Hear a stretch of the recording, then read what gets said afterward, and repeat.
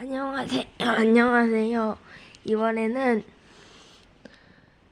역사에 대해 알아볼까 합니다. 그것도 6.25 전쟁과 미래의 한국 전쟁이 다시 발발한다면 어떻게 될지요. 일단 먼저 6.25 전쟁부터 먼저 말하자면, 보드마카로 지도를 그려서 하겠습니다.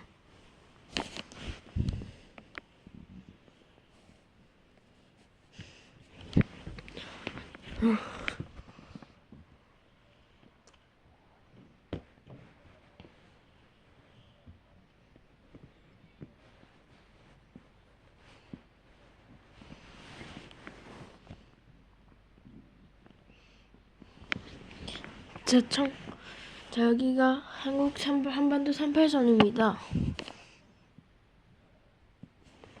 먼저 6.25 전쟁이 일어난 이후부터 알아보면, 세계는 냉전 시대였고 2차 세계대전 때 일본군이 한반도에 머물면서 북쪽에는 소련, 남쪽에선 미국이 진입했고요. 자, 그래서 남북으로 갈라진 한반도.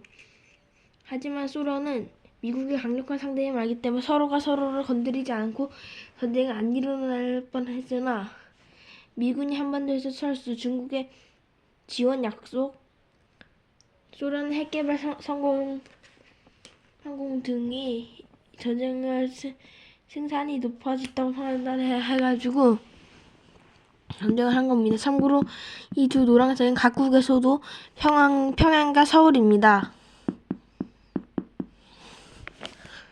북한의 원래 명칭은 조선민주주의인민공화국이지만 그냥 북한이라고 하겠습니다. 너무 길기 때문에. 일단 1950년 6월 25일 새벽 4시쯤 북한이 침입해서, 여기는 당연히 본토와 떨어져 있기 때문에 힘없이 먹혔고, 서울도 3일 만에 먹는 무시무시한 공세를 퍼붓는데요. 잠깐만요. 서울로 다 점령하지 못합니다. 왜냐고요? 한강 다리를 모두 폭파하는 바람에 내려가는데 시간이 지연된 거죠. 하지만 북한군은 그래도 T-34 소련제 T-34 탱크가 242대나 있는 반면, 한국은 미국이나 유엔군의 지원을 받기 전까지 탱크 한 대도 없고 탱크가 한 대도 없었기 때문에 일방적으로 육군에서는 밀릴 수밖에 없습니다. 결국 서울에 이어 대전까지 함락되고 북한군의 기세는 더더욱 올라갔습니다. 이제 서울을 지키냐 마느냐가 아니라 본토 자체가 망하게 생겼지만, 그래서 필사적으로 방어한 끝에 낙독한 방어선을 만들었고, 대전차 무기를 사용한 덕에 그나마 지연됐지만, 그래도 그나마 북한군을 지연시킬 수 있었지만, 탱크가 242대나 있는 북한군을 보병군인 한국이 막기는 어려웠고, 병력수도 2배나 차이가 났기 때문에 북한한테 계속 밀리고 있었습니다. 낙동강 방어선을 구축했지만 그래도 북한군의 242대 T-34 탱크에 계속 밀리면서 결국 방어선은 점점 쪼그라들고, 대구와 부산, 울산 등을 제외한 모든 지역을 북한이 함락시켰죠. 하지만 이때쯤 유엔군이 지원도 끝입니다. 부산이 함락되면. 왜냐하면요, 유엔군은 지원이 들어올 수 있는 항구가 부산밖에 없었기 때문에, 지금 이 상황에서 북한은 무조건 낙동강을 함락해야 될 거고, 대한민국은 무조건 지켰어야 됩니다.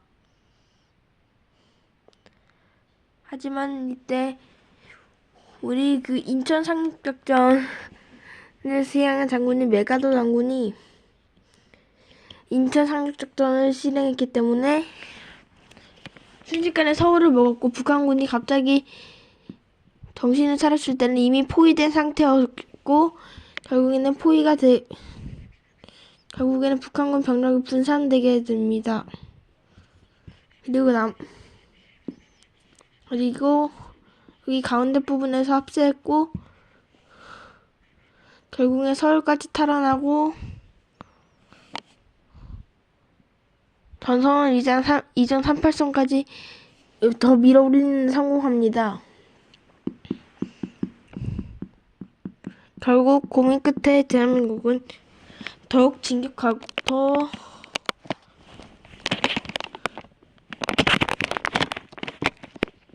더 진격하기를 결정. 북한군을 진격해서 평양도 함락시켰고 김일성은 그 당시 중공이라고 불리는 중공으로 도망쳤습니다. 평양까지 함락. 결국 압록강까지 함락되는가 싶었지만 중공군의 개입, 이내 전술 때문에 밀리다가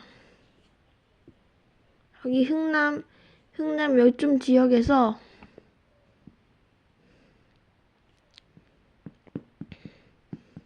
포위되어가지고 국군과 미군이 무기를 다 버리고 다 피난민을 태워 부산으로 간 사건이 흥남 철수 사건입니다.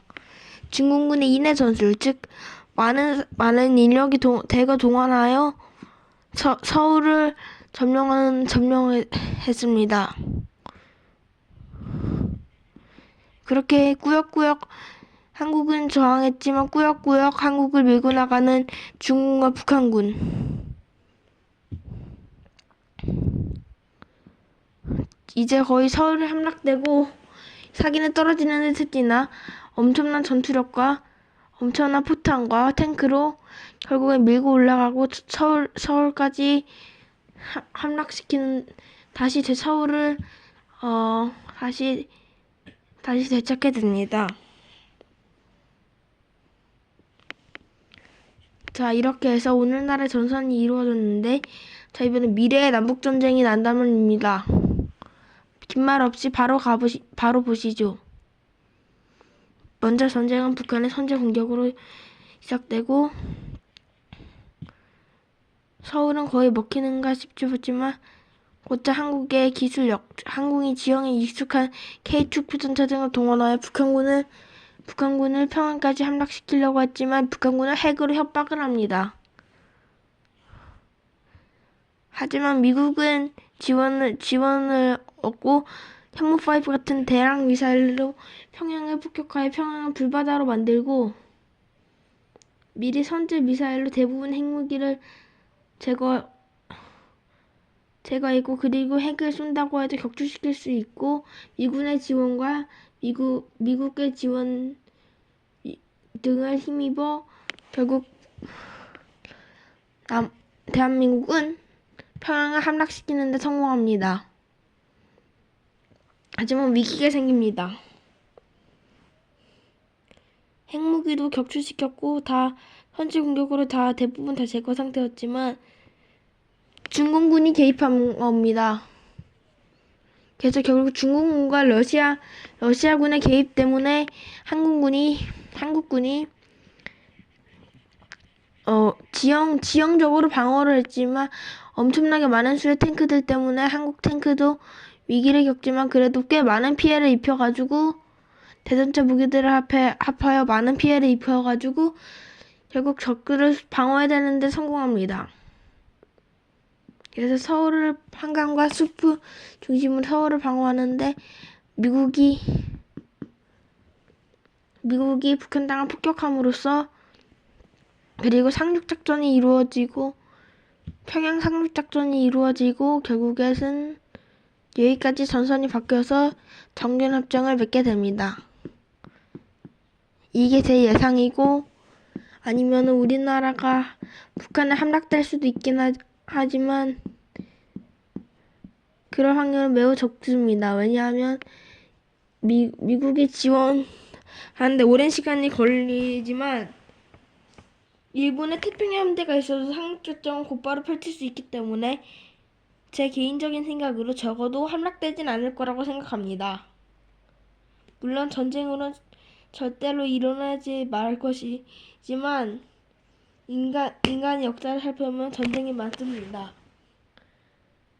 그래서 6.25 전쟁 참전 용사들께 감사의 인사를 표하며 오늘 영상을 마치겠습니다.